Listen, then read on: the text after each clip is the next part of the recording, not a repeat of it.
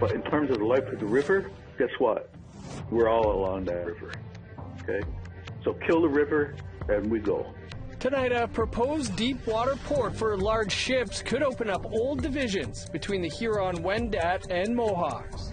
Knowing that you worked hard and you deserve that spot to be there, it's a huge deal to miss out. And yeah, that's, we can't make it up. Sometimes the best laid plans go awry. One of the world's largest youth events is put on ice. I grew up rough and I didn't want my kids to grow up like that. So this veteran of the Indigenous child apprehension system decided to do something about it. He started a line of infamous clothing gear.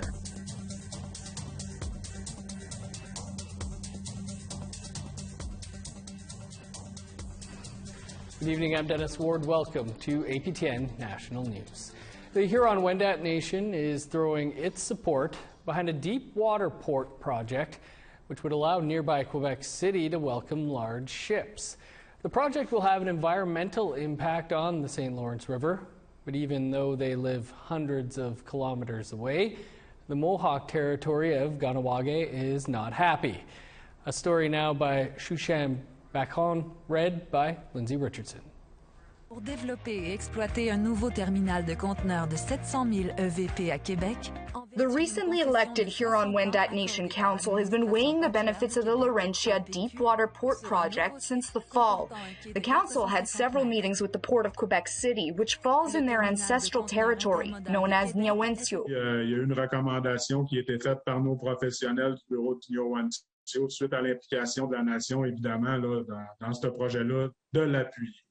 Puis quand je dis de l'implication de la nation, c'est au volet surtout environnemental. Vincent adds that there are already community-based companies and band council employees working at the Port of Quebec in biology, research, and wildlife management. Certainement que si ce projet-là se réalise, ben là, il va y avoir de la création d'emplois, il va y avoir de la participation des entreprises Huron-Wendat en développement économique. Ceux en environnement vont continuer. Puis à la finalité de ça, bien évidemment, il va y avoir des emplois permanents qui vont être créés pour les membres de la nation. But not everybody agrees. The Mohawk Council of Kahnawake affirms that they formally objected to the project when they were consulted regarding its environmental impacts. There's a lot of talk about consultation. There's a lot of talk about reconciliation. There's a lot of good words, okay? But sometimes all I saw from the beginning was boxes that get checked. Okay, check the boxes. So we talked to them, so they were consulted, and in the end, move ahead anyways. And that's a very frustrating routine to get into from our perspective. Even though the port would be situated hundreds of kilometers from their territory, Kahnawake is still concerned about wildlife and flora, especially certain species of fish. So if you ask me what the impact is on Kahnawake, I mean, you could make the argument, well, there's no immediate impact, there's no immediately felt impact, but in terms of the life of the river, guess what? We're all along that river, okay? So kill the river, and we go. When asked about the position of the Kahnawake Mohawks, Vincent was diplomatic. Aussi, je ne sais pas le niveau d'information qu'ils ont eu sur ce projet-là, mais moi, je ne vais pas discuter là, la position des Mohawks sur ce projet-là. C'est leur position et je la respecte. The debate is not over. The Laurentia project is still under study, but it appears that for the Huron-Wendat Nation, confidence has been established. A story by Shushan Bacon, APTN National News, Wendat, Quebec. Many jurisdictions are heading into a third wave of COVID-19 and once again shutting down. But the Yukon's Chief Medical Officer of Health is hinting the territory might be reopening its border soon, but only if Yukoners continue to get vaccinated.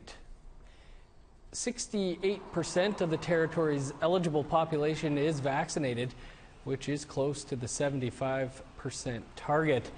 However, Dr. Brendan Hanley cautioned that more young adults need to get vaccinated and that other jurisdictions must be vaccinated before the Yukon can fully consider reopening. I think we can be optimistic about relaxing restrictions as vaccine uptake increases, as warmer weather approaches, and if we can get to the other side of this third wave and variant surge. An update now on an election story we've been following out of the Northwest Territories. Last week, the Federal Court of Canada ruled that new regulations allowing First Nations to postpone elections during the COVID-19 pandemic were invalid. The issue was brought to a head in a court by Floyd Bertrand of the Haudenosaunee Band in the NWT. He persuaded the court that his First Nation council flouted the regulations so they could hang on to power as long as they could. This afternoon, Indigenous Services Minister Mark Miller announced that his department is appealing that decision, citing health risks caused by the pandemic. Well, speaking of delays, here's a sad one to report. Every 2 years, the Arctic Winter Games bring together athletes from around the circumpolar north. Last year, they were postponed due to COVID-19. This year, more of the same. Last year's postponement in Whitehorse happened so close to the event that teams still received their uniforms. The games were then slated to be held in Alberta in 2022. But now the organizing committee has pushed it back to 2023 due to COVID concerns. Nunavut alone usually sends 300 coaches, players, cultural performers, and staff. Another postponement is a huge loss for the athletes. Yeah, it's a huge deal. I think in Nunavut we compare the Arctic Winter Games still to the Olympics. To be able to walk out and represent your territory and your community wearing that Team Nunavut gear, knowing that you worked hard and you deserve that spot to be there. It's a huge deal to miss out. And yeah, that's, we can't make it up. We can't make up that experience for the kids. So again, our attention has just been, what do we do to keep them active and focused on, you know, better days to come? Such a big blow for the young athletes and for all of us fans, too. Time now for a quick break. Still to come, good news on the horizon for dental hygiene in northern Saskatchewan. Because of the remoteness and of some of the communities, especially in northern Saskatchewan, there's significant access to care issues, especially with oral health.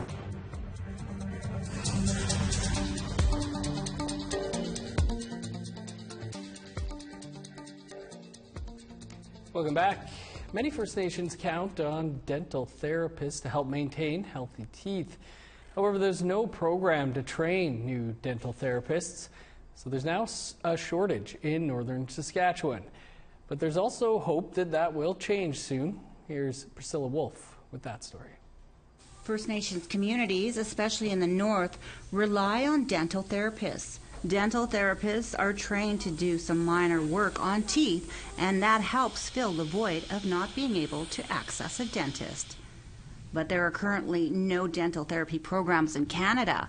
The only one we had was closed a decade ago, and it was located in Prince Albert.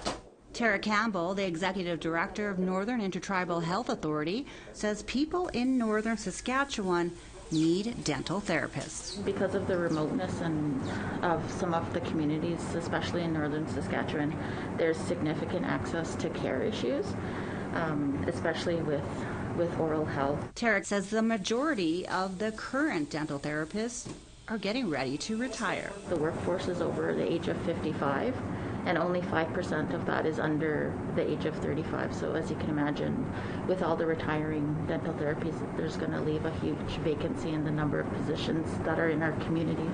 But that's about to change because the dental therapist program is coming back to Saskatchewan. The program is a partnership with the University of Saskatchewan and Sask Polytechnic and will have campuses in Prince Albert, La Ronge, and Regina. It will be the only one in Canada, and Brian Hardlott, the Grand Chief of the Prince Albert Grand Council, says spots will fill up fast. Here in our province, and a lot of the Indigenous people will be coming from all over Canada, maybe other countries also. Indigenous people will come to the school, but it'll be open. It'll be open for and I'm sure, I'm confident it'll be no problem to fill the seats for the program. The program will be ready to accept students in March of 2022. Priscilla Wolf, APTN National News, Saskatoon. A stunt actor from the Stoney Nakoda Nation in Alberta believes there needs to be more Indigenous representation in movies. And he plans to pass his knowledge down to Indigenous youth by starting up a stunt school. Tamara Pimentel has that story. Stunt performing.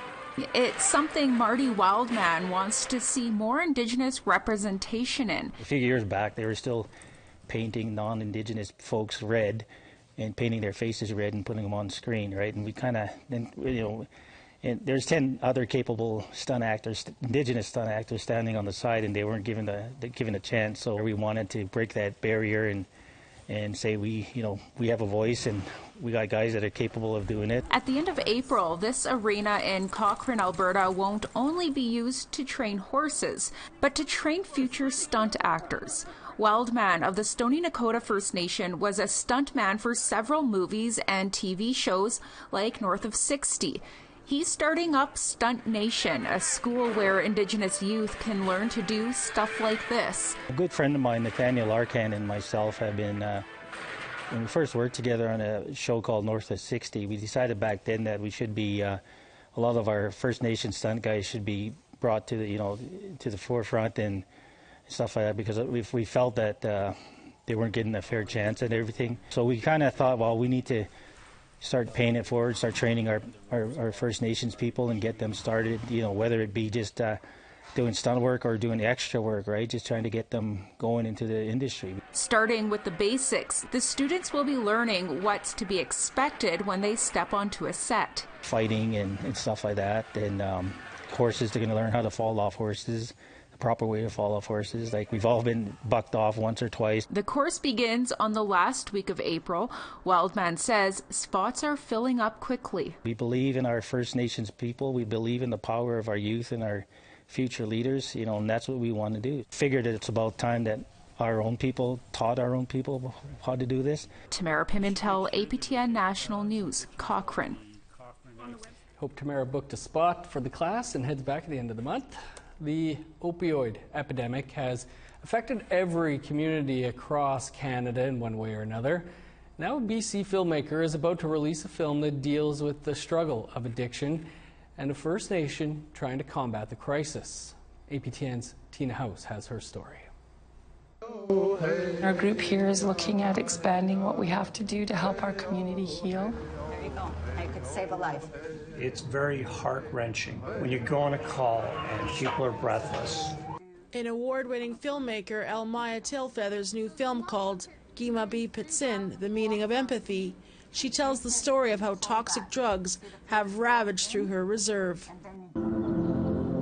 This is home, Ghana, otherwise known as Kainai, or the Blood Reserve. Nestled in the foothills of the Rocky Mountains, Kainai is the largest reserve in Canada.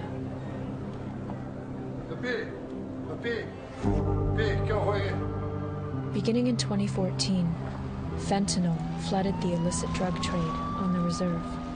Our community took rapid action. There were so many people who were working on the front lines, just taking radical action and implementing harm reduction in an effort to save lives, and it did save lives. And so over the last now 7 years almost, the community has become a national leader in terms of the community's response to the opioid crisis. Tailfeathers documents the lives of people struggling with addiction and the community coming together to save them.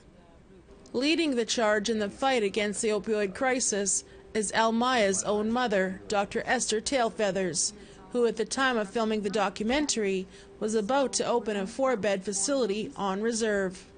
And here, I'll show you what we're doing here. We'll try to keep them until we've got them stable medically and help them through their withdrawals. and then we assess whether or not we're going to start them on Suboxone or methadone, or if they're going to look at abstinence. So it's not actually like a hospital or a subacute care. It's actually like a home that people are in, and the paramedics are coming in, and we will have staff here. Elmaya says that she wants other communities to watch this documentary and consider harm reduction practices that have been successful in saving lives in places like the downtown Eastside and now the Kainai First Nation. The evidence shows that harm reduction does save lives and is absolutely necessary in terms of the opioid crisis. Kimabit Pitsin, The Meaning of Empathy, premieres at the virtual Doxa Documentary Film Festival from April the 29th to May 9th. Tina House, APTN National News, Vancouver. It's a powerful documentary. I watched it yesterday. Elmaya has been on quite a tear lately, racking up numerous awards. We'll have more from her in the coming weeks as she's a guest on an upcoming episode of Face to Face. Time now for one more quick break. Still to come, a new line of clothing with proceeds going to a special cause. It's for missing and murdered Indigenous women in Canada. It's called Infamous Bless the Dead.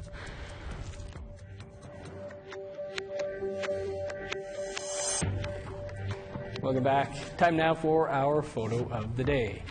Behold Sasquatch. Rarely seen and even more rare to capture on camera, but that's what Janice Gladish did when she captured this version on Quadra Island in British Columbia. Love that photo. As you know, there's some big believers here. Keep those photos coming by sending your pictures to share@aptn.ca and then tune in every night to see if your photo ends up right here. Now let's take a look at tomorrow's weather forecast. Starting on the east coast, +5 with showers for St. John's, 14 in Halifax. -4 in Inukjuak, snow, and 3 below for Kuujjuaq. 22 under the sun in Montreal, 17 in showers for Chibougamau. 14 with rain in Sault Ste. Marie, rain, and 20 for North Bay. Showers and 11 in Thunder Bay, rain, and 12 for Sioux Lookout. 7 with showers for God's Lake, a chance of snow, and 7 for the Paw. 11 in Winnipeg, 12 in Brandon and Dauphin. 11 under sunny skies for Regina, Yorkton, Saskatoon, and North Battleford. 9 in Meadow Lake with the sun out, -2 in Uranium City with snow. In northern Alberta, snow, and 9 in Fort McMurray, 6 with snow in high level. Sunny and 14 for Medicine Hat, 12 in Edmonton and Lethbridge. Showers and 9 in Vancouver, 8 with rain for Victoria. +5 with showers in Prince George, 2 and snow in Dease Lake. -22 with snow for Old Crow, flurries, and -9 in Whitehorse. -8 for Yellowknife, 15 below with snow in Norman Wells. -23 for Sax Harbor, 17 below in Colville Lake. -5 in Chesterfield and Whale Cove with snow. -13 with snow in Resolute, 8 below with flurries in Igloo Lake.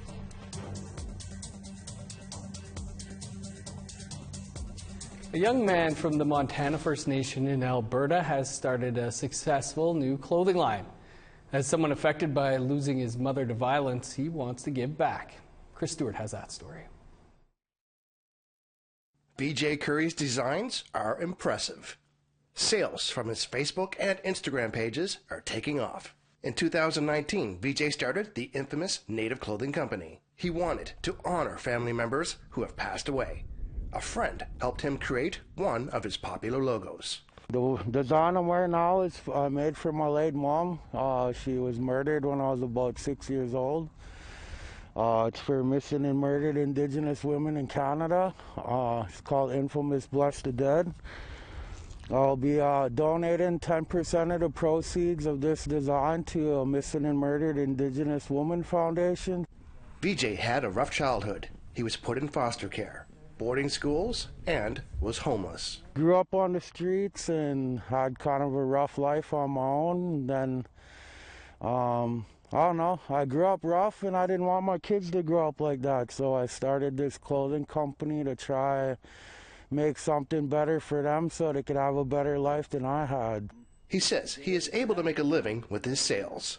Each of his designs reflects a family member who passed away or was a big moment in his life. I have about 8 designs now. I have like women's clothes, men's clothes, children's clothes, masks. Curry is expecting his website to go live mid-April. Chris Stewart, APTN National News, Montana First Nation.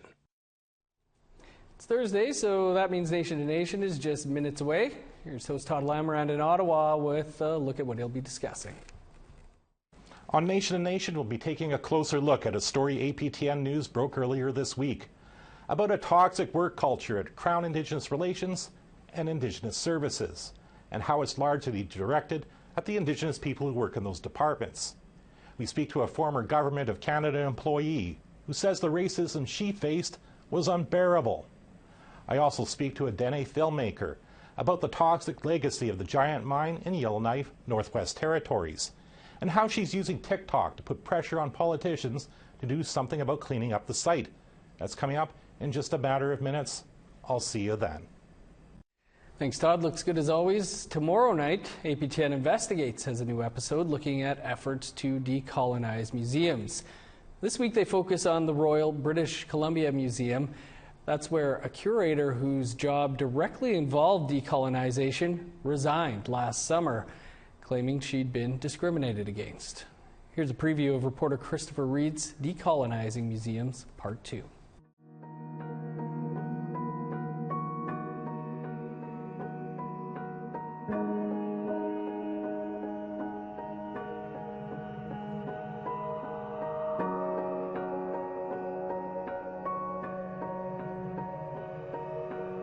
Stafkawas Henodikian, Dio Hadagang, Dio Odagang. My name is Lucy Bell Stafkawas, and I come from the Haida Nation. I was the inaugural head of the Indigenous Collections and Repatriation Department at the Royal BC Museum for about 3.5 years. Bell resigned from her position at the Royal British Columbia Museum last summer, and she did so in a dramatic fashion. I'm going to rip the Band-Aid off, and I hope that you have the patience, the love, and the understanding to sit with me and listen. Making a parting speech wherein she outlined her grievances. I don't think they knew what I was going to say, but I could feel it kind of bubbling up in me, and I just really felt like I needed to address it, and I needed to speak my own truth. So